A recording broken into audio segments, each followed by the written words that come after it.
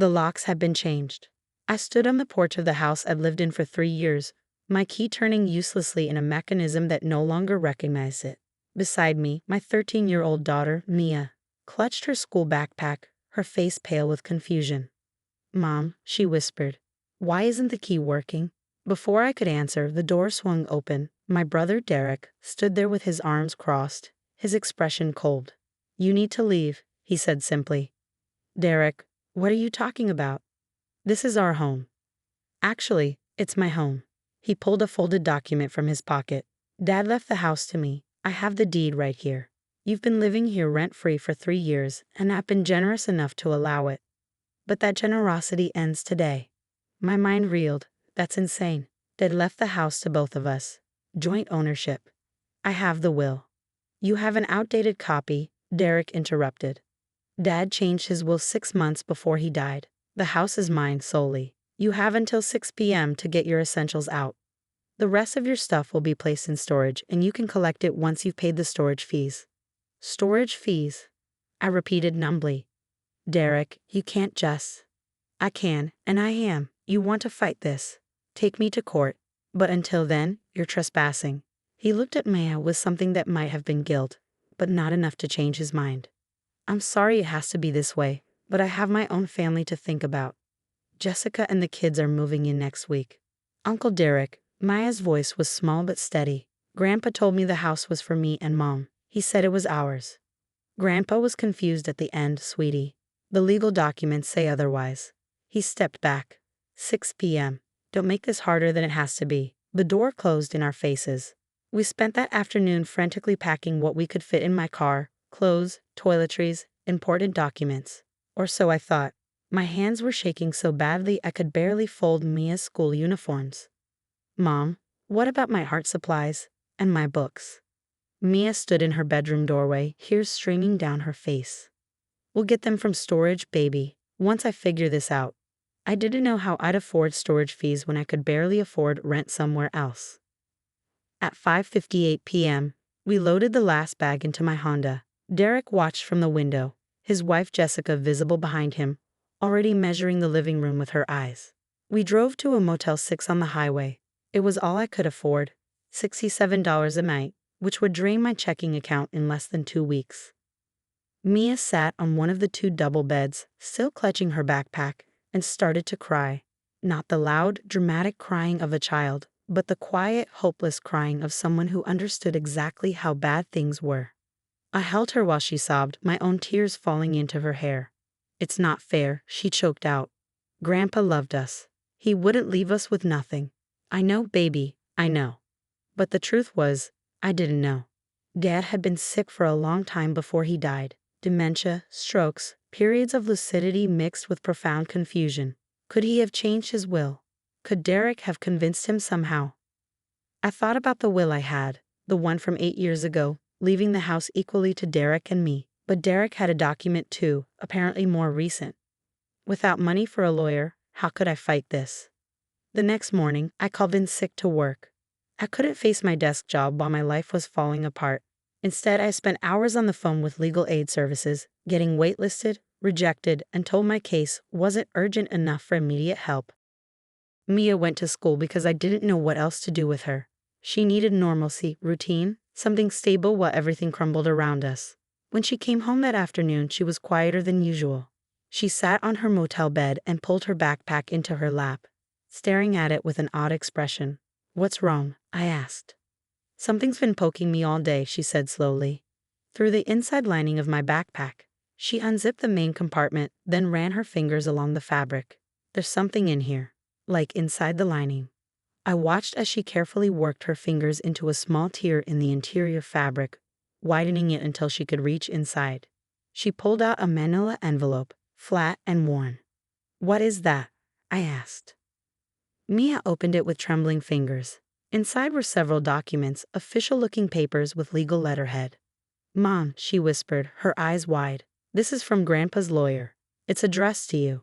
I took the envelope, my heart pounding. The date on the letter was from 7 months before Dad died, 1 month before Derek claimed he changed his will. "Your father was of sound mind when he executed these documents.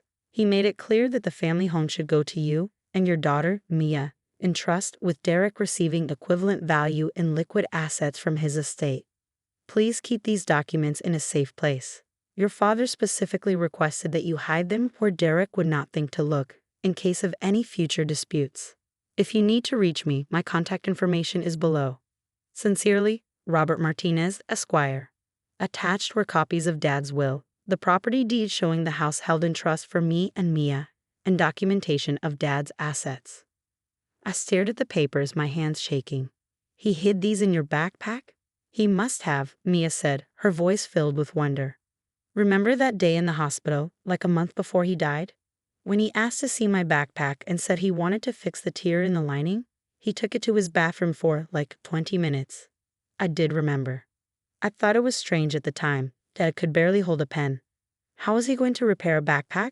But he'd seemed so insistent, and it had been one of his lucid days, so I'd let him have the small dignity of trying to help his granddaughter. He hadn't been fixing the tear. He'd been hiding our future inside it. Mom? Maya's voice pulled me back. What does this mean? It means, I said slowly, reading through the will again, that Derek lied. The house is ours. It's been ours all along. I called Robert Martinez first thing the next morning. Miss Patterson. His voice was warm but concerned. I've been trying to reach you for months, when you didn't respond to my letters. What letters? I sent 3 letters to the family home address, informing you of your father's will and asking you to contact me to begin the probate process. My stomach sank. I never got any letters. My brother Derek has been living there. He must have intercepted them. There was a heavy pause. That's mail fraud. Has he claimed ownership of the property? He kicked me out 3 days ago, told me Dad changed his will and left everything to him. Did he show you documentation? He said he had a deed. I didn't see it up close. Miss Patterson, I have the original will here in my office, properly executed and notarized. Your father was very clear about his wishes. Derek receives $150,000 in cash and investments, equivalent to half the estate's value. You receive the house, held in trust for you and Mia. There is no version of the will that leaves the house solely to Derek. So what he showed me was fake. Either fake or possibly an earlier draft that was never properly executed. Either way, it's not valid. The house is legally yours. His voice hardened. And if Derek has been intercepting legal mail and forging documents, that's several crimes. What do I do? Come to my office this afternoon. Bring the documents your father hid. We'll file an emergency motion to restore you to the property and begin probate proceedings. If Derek refuses to leave, we'll have the sheriff escort him out. That afternoon, while Mia was at school, I sat in Robert Martinez's office and told him everything. He reviewed the hidden documents, comparing them to his originals. These are perfect copies, he said with satisfaction. Your father was smart. He knew Derek might try something like this. He looked up at me. Did your father ever express concerns about Derek's behavior? I thought back to those last months. He told me once that Derek had been asking about the will a lot, pushing him to get his affairs in order. I thought Derek was just being practical, helping Dad prepare. But now you realize he was trying to manipulate a dying man. Robert's expression was grim. I met with your father 6 times in his last year. Every time, he was clear about his wishes. The house was for you and Mia. He talked about how you'd taken care of him, how you'd sacrificed your career to be his caregiver. Derek barely visited, according to your father. That was true. I'd been the one managing Dad's medications, taking him to appointments, sitting with him during his worst days. Derek would stop by occasionally, always with some excuse for why he couldn't stay long. But apparently he'd stayed long enough to plan how to steal my inheritance. The emergency motion was filed that afternoon. 2 days later, I stood outside the family home again, this time with Robert Martinez, a sheriff's deputy, and a court order. Derek answered the door, his face going from annoyed to shock when he saw the sheriff. Mr. Patterson, the deputy said formally, I have a court order restoring Jennifer Patterson and her daughter, Mia, to this property. You need to vacate immediately. That's ridiculous. Derek sputtered. I have the deed. You have a fraudulent document, Robert said calmly. The court has reviewed the authentic will and property trusts. This house belongs to your sister. You've been living here illegally for 3 days, and you've committed mail fraud by intercepting letters from my office. Derek's face went white. I don't know what you're talking about. 3 certified letters were sent to this address over the past 4 months, Robert continued. All returned unopened, bearing signatures that don't match Ms. Patterson's. That's a federal crime, Mr. Patterson. Jessica appeared behind Derek, her eyes wide. Derek? What's he talking about? You said the house was yours. It is mine, Derek insisted, but his voice lacked conviction now. Dad changed his will. Show me the will, Robert said. Show me the properly executed, notarized, and witnessed will that leaves this property to you. Derek's mouth opened and closed. It's in storage. No, it's not, I said quietly, because it doesn't exist. You lied, Derek. You lied to me, to your wife, probably to yourself, but Dad knew you would. That's why he hid the real documents where you'd never think to look. Where? Derek asked, his voice bitter. In Maya's backpack, I said, watching his face crumple. In the lining. He hid them the day you brought your family to the hospital and spent the whole visit talking about how you needed a bigger house for your kids. He heard you, Derek. He knew exactly what you were planning. The sheriff stepped forward. Mr. Patterson, you have 2 hours to remove your personal belongings. If you're not out by then, you'll be arrested for trespassing. Derek and Jessica left within 90 minutes, their car packed with hastily thrown together bags. Jessica wouldn't look at me. Derek stopped at the door, his expression somewhere between anger and shame. You've always been Dad's favorite, he said bitterly. No, I corrected. I was Dad's caregiver. I was the one who showed up. There's a difference between being a favorite and earning someone's trust. He left without another word. Mia came home from school to find me sitting in the living room, our living room, surrounded by the boxes Derek had started packing with our belongings. We're home, she asked, her voice small and hopeful. We're home, I confirmed. She dropped her backpack, that miraculous backpack, and ran into my arms. The legal proceedings took another 3 months. Derek tried to fight it, hiring a lawyer who quickly dropped the case once he saw the evidence. The forged deed Derek had shown me turned out to be a draft document from years earlier that had never been properly executed. He'd found it in Dad's papers and tried to pass it off as legitimate. The mail fraud was harder to prove, but handwriting analysis on the return certified letters showed that someone other than me had signed for them.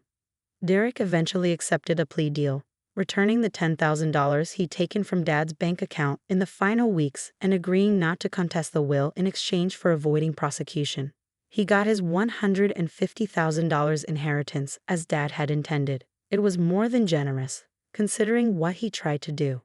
We never spoke again. 6 months after moving back home, Mia and I were planting flowers in the garden, Dad's favorite roses, when she suddenly stopped digging and looked at me. Mom, can I ask you something? Always. Do you think Grandpa knew? Like really knew that Uncle Derek would try to steal the house? I thought about it. About Dad's lucid moments in those final months, about the careful way he'd hidden those documents, about his insistence on fixing Mia's backpack himself. I think Grandpa knew exactly who Derek was, I said carefully, and I think he loved him anyway, but he also protected us from him. That's what parents do. They love their children, but they're not blind to their faults. He was really smart, Mia said softly, hiding the papers in my backpack. Uncle Derek never would have looked there. He was smart, I agreed, and he knew you were smart too, smart enough to figure it out when we needed it most. Mia smiled, then returned to her digging. After a moment, she spoke again. I'm glad we're home. Me too, baby, me too. That night, I found an old photo album in Dad's study. Inside was a picture of Dad with Mia, taken about a year before he died.